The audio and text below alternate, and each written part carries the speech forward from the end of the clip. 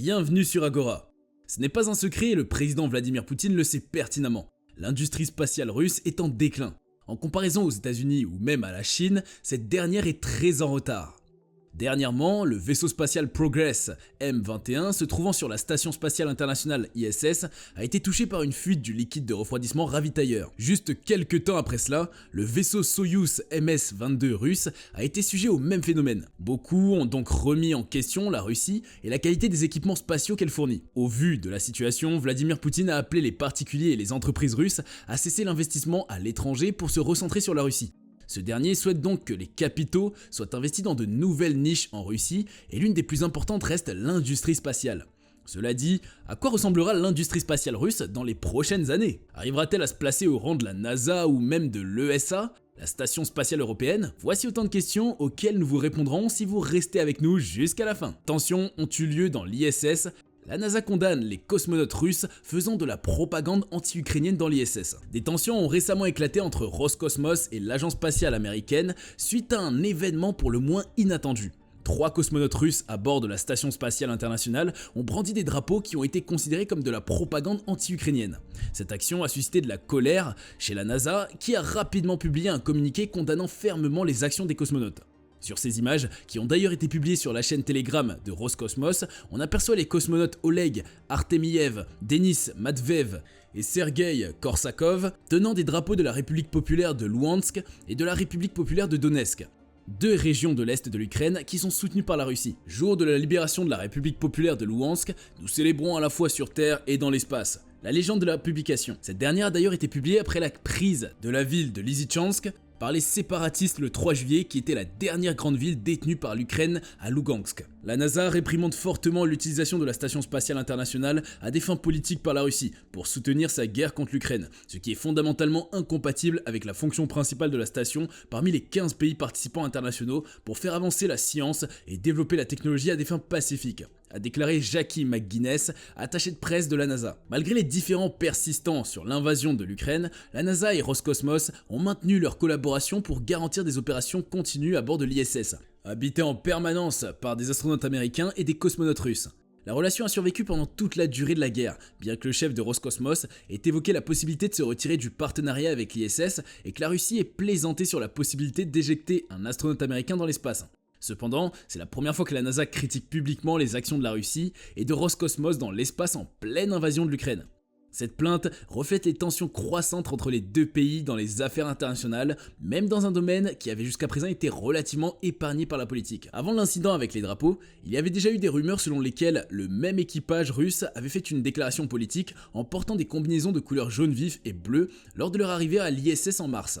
Beaucoup ont spéculé que c'était un geste de soutien à l'Ukraine, dont le drapeau contient également du jaune et du bleu vif. Cependant, Roscosmos a nié toute signification politique derrière les combinaisons, affirmant qu'elles représentaient les couleurs de l'université fréquentée par les 3 cosmonautes. Les responsables de la NASA ont donc insisté sur le maintien d'une relation professionnelle avec Roscosmos dans le cadre du programme spatial civil. La NASA a souligné également que la coopération avec la Russie pour l'ISS se poursuivait et que les 2 agences travaillaient ensemble en vue de l'échange d'équipage prévu pour septembre, au cours duquel un cosmonaute russe montera à bord du Crew Dragon de SpaceX, tandis qu'un astronaute américain volera sur une capsule Soyouz russe. La fin de la collaboration entre l'ESA et Roscosmos sur la mission ExoMars. La relation entre l'ESA et Roscosmos se portait pourtant à merveille. Les 2 agences spatiales avaient signé un accord formel pour travailler en partenariat sur le programme ExoMars, scindé en 2 parties avec des lancements prévus en 2016, ExoMars 2016, et 2018, ExoMars 2018. Le principal objectif de cette mission était d'étudier si la vie existe ou a existé sur la planète Mars. Ainsi, la mission 2016 devait comporter 2 dispositifs nécessaires au bon déroulement de la mission, l'orbiteur TGO, Trace Gaze Orbiter, et le démonstrateur EDM, Entry Descent and Landing Module. L'orbiteur TGO avait pour but de trouver des preuves de méthane et d'autres gaz atmosphériques pouvant être des signatures de processus biologiques ou géologiques actifs.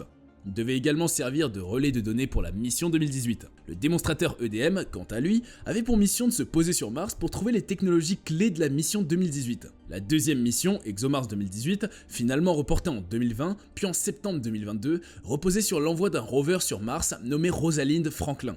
Ce rover devait être fourni par l'ESA et une fois après avoir foulé la surface martienne, devait se lancer à la recherche des signes de vie présents sur la planète. Il devait être capable de prélever des échantillons de matière organique enfouis jusqu'à 2 mètres du sol martien.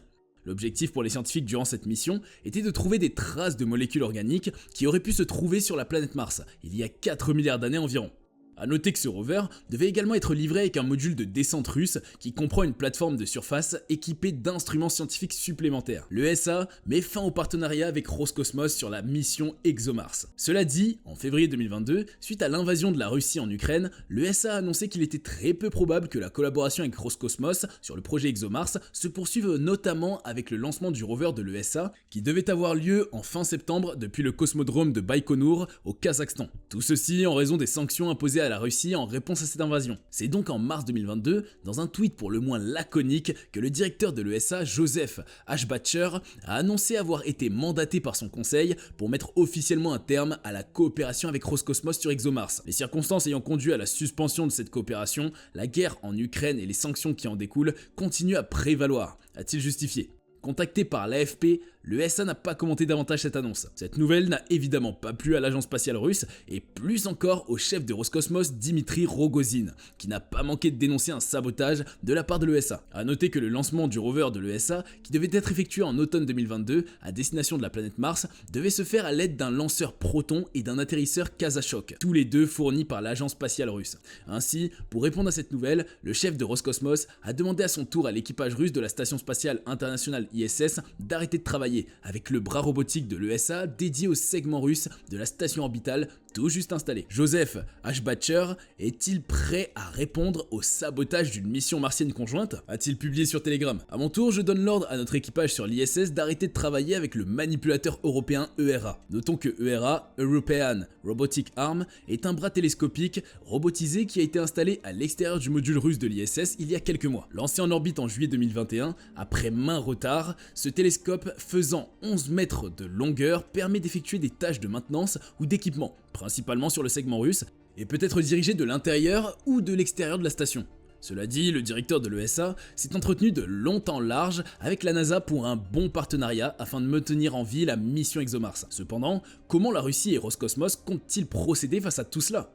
L'agence spatiale russe aurait-elle des objectifs qui lui permettraient de bâtir un empire spatial afin qu'elle ne soit totalement indépendante de ses partenaires internationaux? Un nouveau départ pour la Russie et Roscosmos. L'ancien directeur général de Roscosmos remplacé par Yuri Borisov. En effet, Vladimir Poutine a pris la décision d'évincer Dmitry Rogozin, le directeur de l'agence spatiale russe Roscosmos, connu pour son style autoritaire et son patriotisme excessif. Ce dernier sera réaffecté à un nouveau poste dont les détails n'ont pas encore été révélés. Le porte-parole de Kremlin, Dmitry Peskov, a précisé que cette nomination sera ultérieurement annoncée. Il a également souligné que ce départ de Dmitry Rogozin n'était en aucun cas lié à un manque de satisfaction du Kremlin vis-à-vis de son travail. Il a donc été remplacé par Yuri Borisov, qui avant cela occupait le poste de vice-premier ministre chargé du complexe militaro-industriel russe, incluant également le secteur spatial. Borisov a une expérience militaire de 20 ans et avait déjà remplacé Rogozin à ce poste en 2018 lorsque ce dernier était devenu chef de Roscosmos. Cela dit, Yuri Rogozin est tout à fait conscient que l'industrie spatiale russe est en déclin. Il l'a d'ailleurs si bien souligné lors d'un entretien avec Vladimir Poutine, affirmant devant le président que le secteur spatial russe est dans une situation difficile. Afin donc de remédier à ce problème, ce dernier indique vouloir prioriser la fourniture des services spatiaux indispensables pour l'économie russe, comme la navigation, la communication et la transmission des données. Cependant, comment le nouveau chef de Roscosmos souhaite-t-il procéder? Point sur les nouveaux objectifs de Roscosmos. Roscosmos ne souhaite plus faire partie de l'ISS après 2024. Seulement quelques jours après sa nomination à la tête de l'agence spatiale russe, Yuri Borisov, nouveau chef de Roscosmos, a annoncé que la Russie allait mettre fin à sa participation à la station spatiale internationale ISS après 2024. Nous allons sans doute remplir toutes nos obligations à l'égard de nos partenaires de l'ISS, a-t-il déclaré lors d'une rencontre télévisée avec le président russe Vladimir Poutine. Cependant, il poursuivit en confirmant que la décision de quitter la station spatiale en 2024 avait bel et bien été prise. Suite à cette déclaration, la NASA a fait savoir qu'elle n'avait pas encore reçu de notification officielle de la part de la Russie concernant leur intention de se retirer de l'ISS. Cela sous-entend probablement que la NASA attend une clarification de la part de la Russie. Le porte-parole du département d'État américain Ned Price a également qualifié de regrettable le retrait surprise des Russes de la station spatiale après 2024. Il a souligné l'importance du travail scientifique effectué à bord de l'ISS et la collaboration professionnelle entre les agences spatiales, ainsi que l'accord de coopération renouvelé en matière de vols spatiaux entre les États-Unis et la Russie. Roscosmos souhaite créer sa propre station orbitale. Juste après avoir annoncé le retrait de la Russie de l'ISS après 2024, Yuri Borisov a poursuivi son discours en affirmant « Je pense que d'ici là, nous commencerons à créer la station orbitale russe, qui sera la principale priorité du programme spatial national. » Il précise par ailleurs que l'avenir des vols habités russes doit se baser avant tout sur un programme scientifique systématique et équilibré afin que chaque vol enrichisse la Russie en connaissances dans le domaine spatial. Selon un expert russe de l'espace, Vitaly Egorov, ce départ de la Russie de l'ISS entraînera une pause de plusieurs années pour les vols habités russes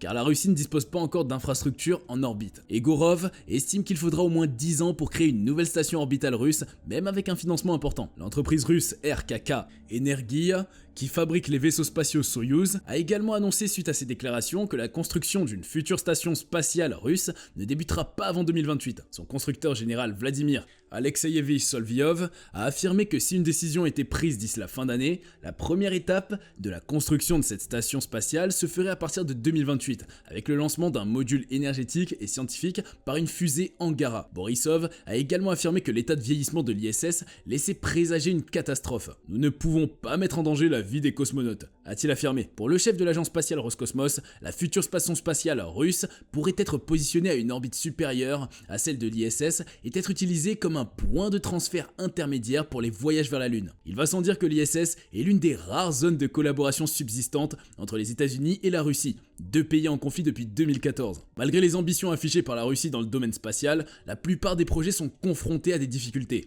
notamment le remplacement du système Soyouz par un vaisseau et un lanceur plus moderne. Autrement dit, la coopération dans le domaine spatial entre ces deux puissances est en train de se dégrader sur fond de tensions internationales croissantes. Roscosmos et la Russie dans la course aux satellites. Yuri Borisov, le directeur de l'agence spatiale russe Roscosmos, a annoncé dans une interview accordée à Vedomosti, un journal économique russe, que l'agence prévoyait de considérablement augmenter sa production de satellites en construisant 2 nouvelles usines. Il a également souligné qu'un financement de 50 milliards de roubles, soit environ 678 millions d'euros, sera levé auprès d'investisseurs pour soutenir ces projets. En effet, la Russie est en retard sur ses principaux concurrents dans le domaine de la production de satellites, à savoir les États-Unis et la Chine. Pour se remettre dans la course, elle prévoit donc de réaliser d'importants investissements dans des capacités de production supplémentaires. C'est lors de la conférence spatiale académique de Korolev à Moscou que le PDG de Roscosmos exprimait la conviction que la société spatiale russe Roscosmos puisse déployer une constellation d'au moins 1000 satellites d'ici 2030, un rythme 5 fois plus rapide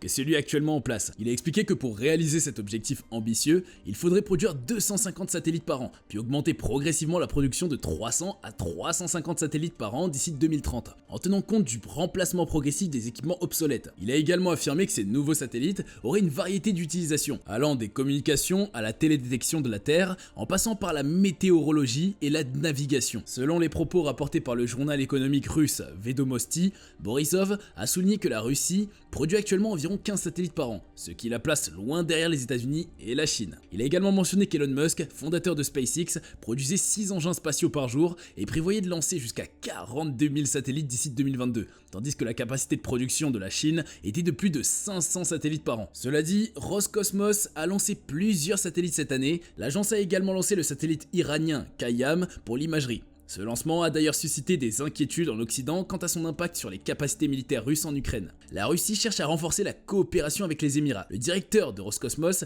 a élaboré une tournée de 3 jours aux Émirats Arabes Unis. Il a foulé le sol du pays du Golfe en représentant la haute hiérarchie spatiale de Kremlin, ceci afin de rééquilibrer au maximum l'influence considérable que les États-Unis exercent sur les organisations émiriennes et leur tissu industriel émergent. En outre, cette visite a été entreprise dans le but de renforcer la coopération spatiale entre Moscou et les Émirats Arabes Unis. Le principal objectif de Yuri Borisov dans cette démarche, selon ses propres termes, était d'élargir et approfondir les voies de collaboration qui existent déjà entre les deux nations. Il s'est donc rendu sur les lieux pour représenter et présenter personnellement et directement une série de propositions visant à formaliser de nouveaux domaines de coopération. Ce dernier était également accompagné des chefs des institutions et entreprises qui composent l'agence spatiale russe. Ainsi, au cours des 3 premiers jours, Borisov et son équipe se sont entretenus avec les principales autorités du pays du Golfe impliquées dans les activités activités ultra-terrestres. Au cours de leur séjour aux Émirats Arabes Unis, Yuri Borisov et son équipe ont tenu des discussions avec les principales autorités du pays impliquées dans des activités spatiales au cours des 3 premiers jours. À Dubaï, où le centre de contrôle de toutes les missions spatiales du pays est situé, Borisov a rencontré Salem Al-Mari, directeur général du centre spatial Mohammed bin Rachid, l'institution responsable de la surveillance des satellites scientifiques et d'observation de la nation arabe. Cette vidéo touche malheureusement à sa fin. Alors, selon vous, la Russie pourra-t-elle rénover son industrie spatiale d'ici quelques années et ainsi concurrencer les États-Unis et la Chine? N'hésitez pas à répondre dans les commentaires. Nous vous invitons à liker la vidéo si vous avez apprécié le contenu. N'oubliez pas également d'activer la cloche de notification afin d'être au parfum de nos prochaines vidéos. A bientôt sur Agora.